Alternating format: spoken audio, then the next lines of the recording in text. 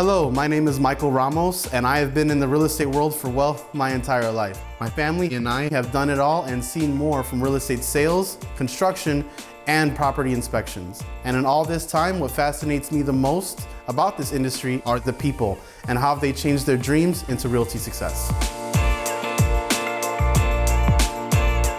This program is brought to you by City Home Inspectors, your one-stop shop for all your home inspection needs.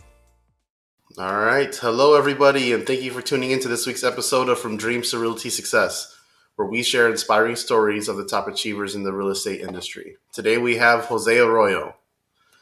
Jose Arroyo has been only licensed for about 3 years, and in that 3 years, he has built an amazing team and an amazing reputation at Realty Chicago. And it's a pleasure to have you guys here. I always tell everybody, thank you so much for coming. I know you guys are super busy, so for you to take it, this time off just to talk to me, I am really grateful for it. Yeah, thank you for having me, Michael. I appreciate it. Looking forward to being a part of the show. I know it's a lot of questions, a lot of knowledge out there, and I love to help as much as we can. So I know before we got on, we did speak a little bit about like a past episode, and you were saying that how your story matches another story. So I kind of want to start from the beginning of it, was where you were born. So a previous episode, I know a lot of people in the industry know JC. He's my best friend. He's actually part of the reason why I got into real estate as well. We got both similar backgrounds. The only difference is that I come from an island and he comes from Mexico. We have family. My family is half from Chicago, half from Puerto Rico. At 13, my mom decided it was time to move to the United States and make the big jump into, coming into Chicago and being with this part of the family. So, we came here. It was a big transition for me. I hated it at first. I think JC mentioned that too. I hated the transition. I think that's when I was like getting into my teenage years, and I was just, rebelling out, I guess you could say. But eventually, looking back to it, is probably one of the best decisions my mom has ever made for the family. Because I know Puerto Rico, they speak a lot of English out there. Was your English okay out there from when you came in, or you were? I was 100% Spanish when I came over here. We had English classes, right? But we never took them that seriously, where we were like any somewhat fluent into English. We did travel back and forth, for vacations and things like that. So I picked up a few things here and there. So it took me about a year or so to like fully transition into learning English. It was one of those things that I was, first of all, I was Puerto Rican in the South Side, so there was that many of us. All my friends were Hispanics and they were Mexican, so they would make fun of the way I spoke Spanish. So for me, I was like, okay, well, I don't speak English, and they make fun of the way I speak Spanish. So I'm like, I have to learn English now, so at least I could be somewhat familiar with what the people are saying.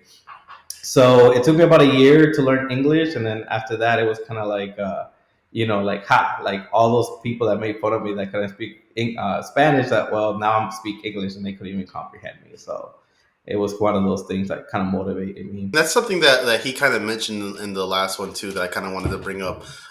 He was saying about culture shock. Is that something that you kind of felt when you came over? Oh man, definitely. Like I felt like I remember my first day of elementary school, and this is in Nathan Davis Elementary in Baton Park. We're we're not in a bougie high school or anything like that, or middle school, but like the school itself, I felt like I was like Harry Potter at Hogwarts. I felt like I was going to wizard school. Like it was just mind blowing experience for me. Like, seeing lockers and things like that. We didn't have that in Puerto Rico.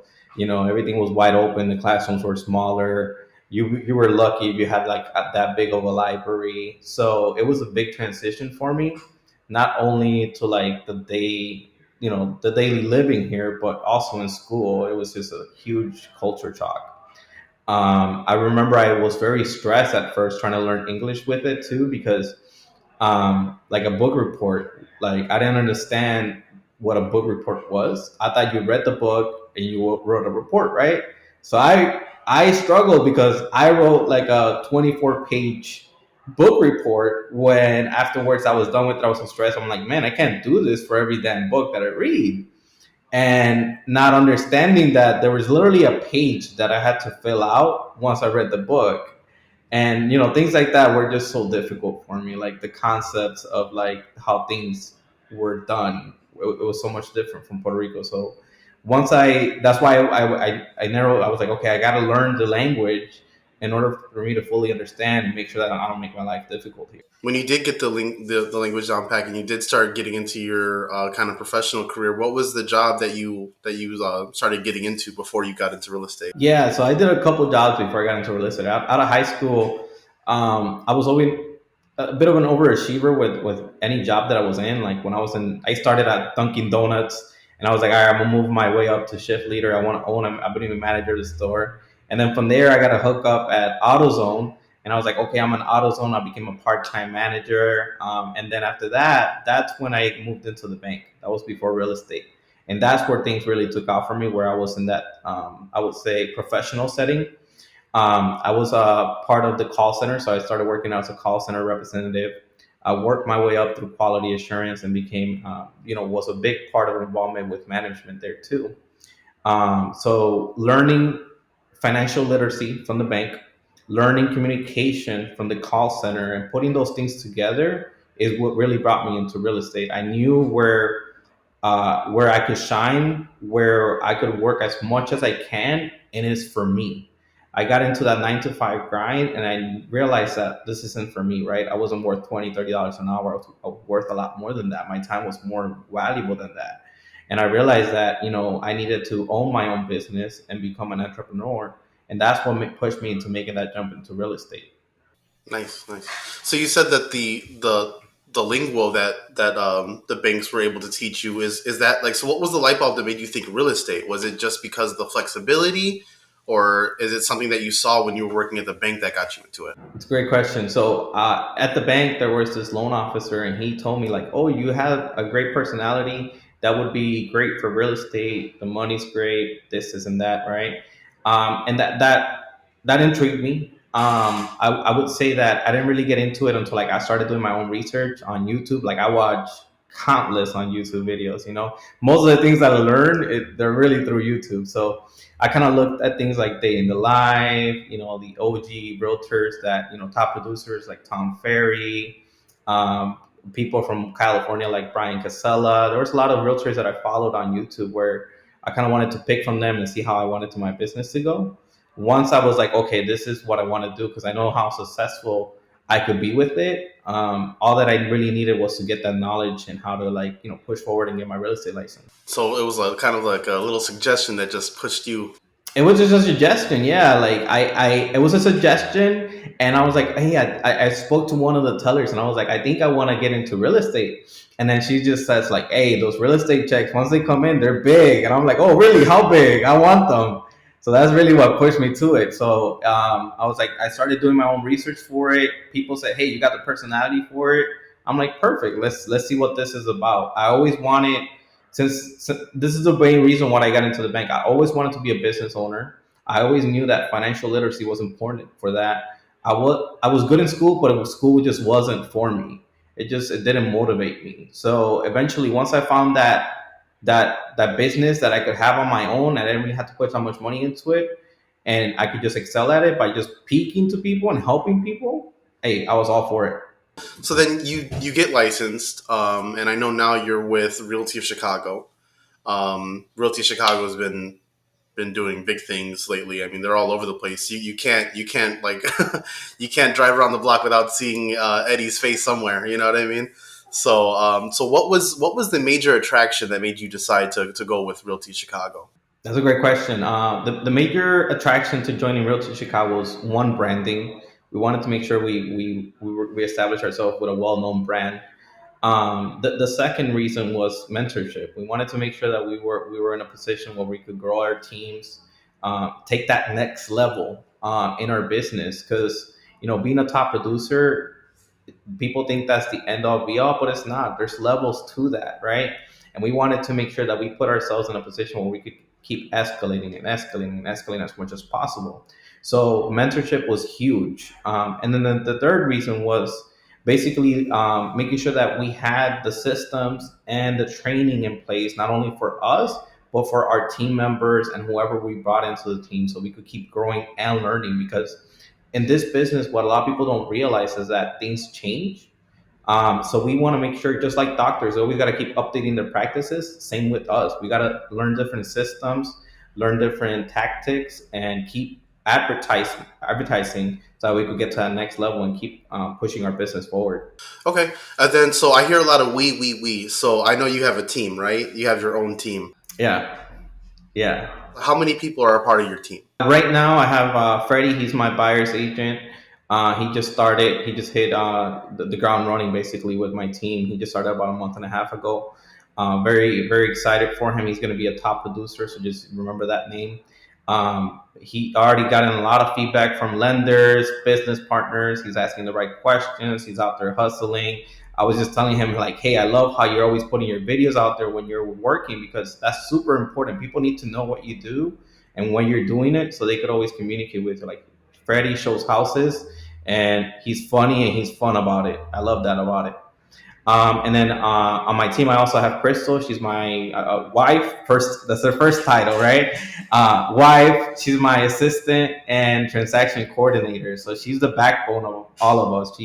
She makes sure that we're on track for everything, aside from like marketing and work that we do in the office. You also make sure that each one of my clients, once they're under contract, that we're meeting those guidelines to make sure that we get a smooth closing and a smooth transition for them. Because right now, for my team, service is super important. So we want to make sure that whoever we're taking care of, one, they feel like family, and two, that the process is as easy as possible from beginning to end with them.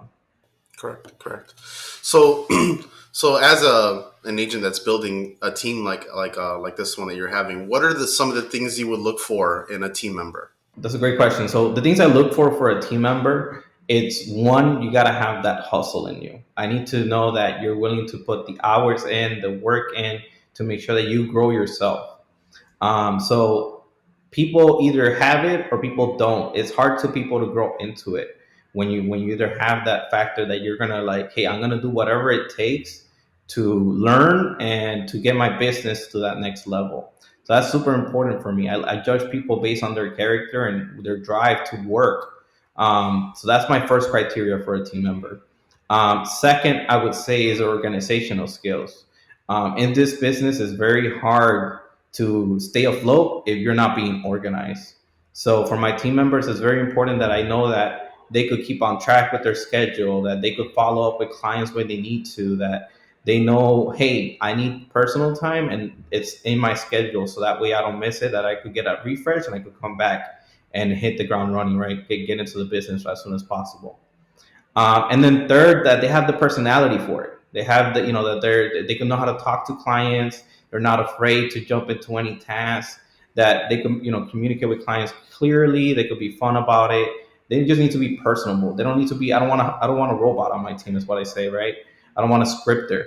I want someone that's just themselves, and clients feel that and they welcome that. Because for me, I don't want to feel like I'm selling a client anything, even though I'm helping them with a sale transaction.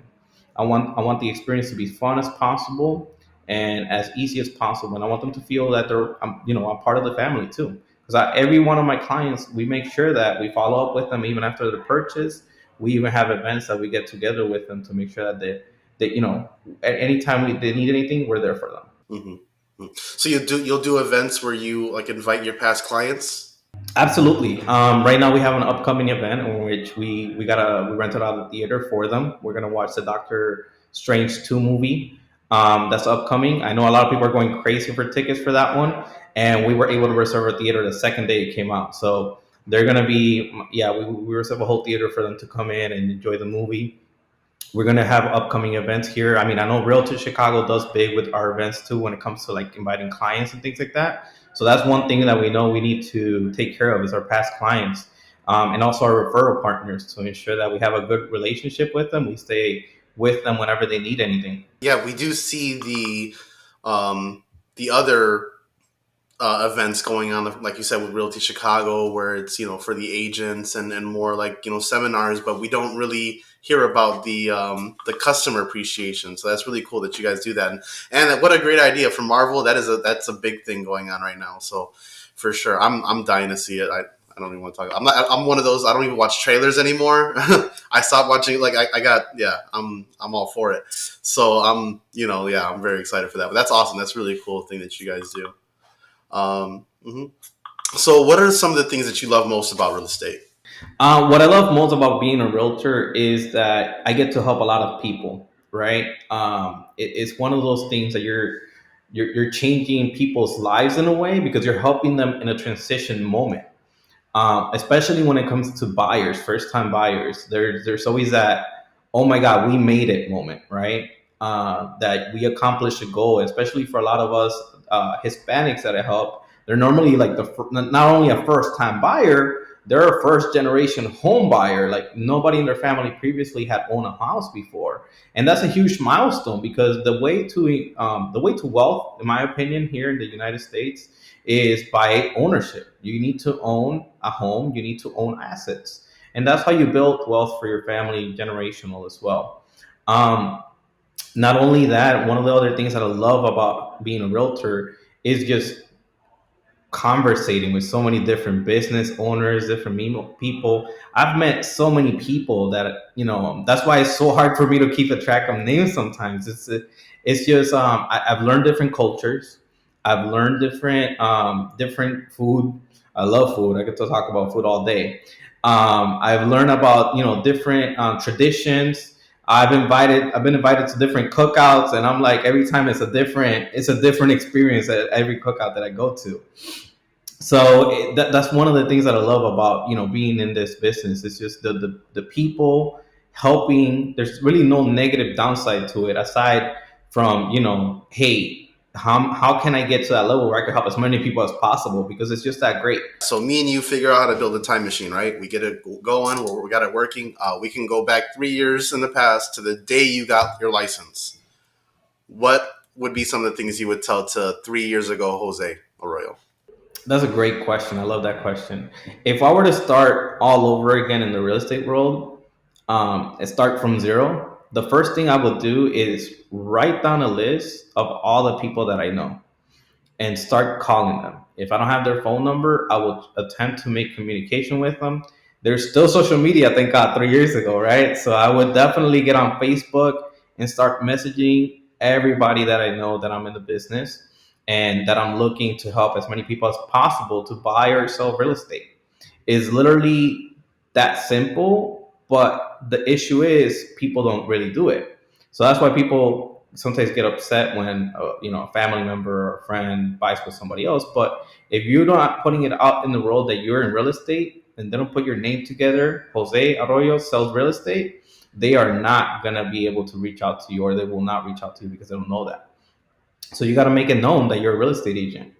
The second thing that I would do if I'm starting from zero is start branding. Branding is super important, and that's something I wish I had done a lot sooner in my career.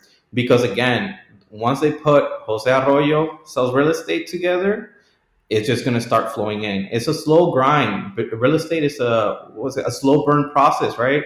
So you got to start you basically start planting your seeds into the world so that business keeps evolving and coming back to you. Yeah, that's something too that I was talking to like somebody. I was at an event like a week ago or so, and I was talking to this one guy because I used to help my mom when she was a realtor. And this guy's like, yeah, like he's brand new. I never got it. I never did it before. And I'm like, man, you know what you got to do? I was like, if you go to your auntie's house and she has a nice countertop table, take a picture of it and say, look at this beautiful table at this listing I show. Even if it's not your listing, who's to say, Yeah, no, my family makes fun of me because at every family cookout, I'm out there passing my business cards. So every time we get together, hey, here's 3 business cards. I already have some. I don't care. Here's some new ones. Just keep pushing it. You know why? Because that's people that know you, they love you, and they're just gonna keep passing that on for you. And even if they don't know you or love you, they're gonna keep doing it because you're gonna keep giving it to them. So you know what I do? I leave my business cards everywhere I go. Yeah, I go to a restaurant. I leave business cards in with the tip. Like, I do that too. Yes, yes, I do that too. make sure you give her the tip though. We went to Chinatown, and there must have been like 50 cards I left in Chinatown because we were having fun and everything, and we were doing all the little like knickknack stores, and they had the little Buddhas with the bowls up, so I was putting the cards perfectly in the bowl, so if you, like when you walk by, you would see the card, and we ended up getting a call from it. You never know, so just leave your cards. Yeah, I mean, I know a lot of people think that cards are dead. It's all social media. No, they're not. You still got to use your cards. And if I don't have a card on me, I feel like it's not like I don't have my ID on me. That's how it feels. Like I need to have my cards. I got cards everywhere. It goes back. That's branding. That's branding. People see your name. People know you're in real estate. I just went to drop off my car at the mechanic, and the guy that usually takes care of me is not there. But the other guy, the newer guy, he's like, "Hey, you're the realtor, right?" I'm like, "Yeah, that's me." I'm like, "How did you know?" He's like, "Oh, I have a pile of your cards right here next to all of those, you know." So it's just recognition. It helps also jumpstart a lot of conversations when you give anybody your business card, like, "Oh, you sell real estate?" Like, yeah. Anytime I have the opportunity to talk about real estate, I jump right on it because anybody and everybody will always do a transaction dealing with real estate in their life, or if they don't, they're gonna know somebody that did. Whether it's a good story or a bad story, it doesn't matter. Now you're getting into the game and you're talking about real estate. So my final question for you is: besides real estate, is there anything else you're really passionate about? Yes, I used to love video games, believe it or not. I used to love playing a lot. Unfortunately, with this business, that has taken a step back. So I am in the process of making my assistant work as much as possible so I could get back to it. Oh, nice. Yeah, let me know your gamer tag, man. Will do, man. Will do. I mean, yeah, no, I love playing video games. That's probably one of my passions too. I just don't have as much time to do it anymore. I play. I used to play with a couple of my clients actually. I used to play with them. They're like, "Hey, how come you don't jump on me anymore?" I'm like, "Hey, I don't have. There's no more time for that." I already sold that house, buddy. you know? Yeah. Basically, so yeah, that I mean, right now most of my time is spent either working or with family. I try to do as many events as possible. I just got an addiction to traveling, so I don't know. I'm gonna be traveling all over the place. If you'll see that soon. Yeah, for sure. Yeah, well, I love it. Like, I mean, that's what we work for, right? To be able to get these experiences and everything like that. So, yeah, I just started traveling myself too. I went to Vegas for the weekend with my fiance, and I was like, yeah, well, this is like now after when we were on the plane back, like we have to do this at least twice a year. You know. But you come back super motivated, right? Like when you do an actual nice vacation and you explore a new place, you feel back like I gotta come back. And how am I gonna get back? I gotta work harder, you know. So once you have those trips that are just like unforgettable, they're just gonna stick with you, and you're gonna be like, all right, let's get back to the grind. Well, awesome. Well, yeah, this is a good one. Thank you so much, Jose Arroyo, for coming out and speaking with us. This is Dreams of Realty Success, and we'll see you next week. Thank you. Sounds good. Thank you, Michael. Thank you for having me here. No problem. Thank you for coming out.